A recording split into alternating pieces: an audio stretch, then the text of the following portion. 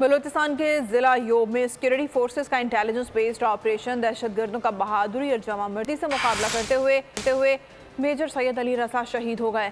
31 साल शहीद मेजर अली रजा का ताल्लुक सरगोदा से था। शहीद मेजर अली रजा दहशतगर्दों के खिलाफ कार्रवाई की क़यादत कर रहे थे। दहशतगर्दों के खिलाफ बहादुरी से लड़ते हुए हवलदार निसार अहमद भी शहीद हुए। 38 साल शहीद हवलदार का ताल्लुक बिहाड़ी से था। कार्रवाई के दौरान शदीद फायरिंग के तबादले में 5 दहशतगर्द जहन्नुम वासिल हो गए।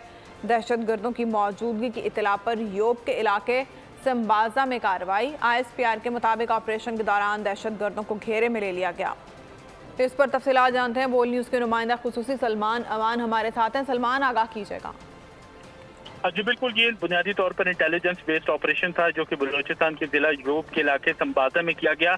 ISPR का कहना है कि दहशतगर्दों की मौजूदगी की खुफिया इत्तलात मिली थी सिक्योरिटी फोर्सेज को, जिसके बाद वहां पर ये कार्रवाई की गई और उस कार्रवाई में दहशतगर्दों को मुहासरे में ले लिया गया, उनको घेरे में ले लिया गया और इस दौरान सिक्योरिटी फोर्सेज और दहशतगर्दों के दरमियान शदीद फायरिंग का तबादला हुआ। इस फायरिंग के तबादले के नतीजे में सिक्योरिटी फोर्सेज ने 5 दहशतगर्दों को जहन्नुम हासिल किया है।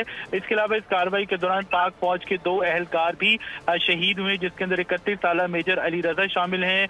उनका ताल्लुक सरगोदा से था। इसके अलावा हवालदार निसार अहमद इस कार्रवाई। सलमान आगाह कर रहे थे। अगर आपको ये वीडियो पसंद आई है तो हमारे चैनल को सब्सक्राइब करें और बेल आइकन को प्रेस करें। सब्सक्राइब करें और बेल दबाएं ताकि कोई खबर रह न जाए।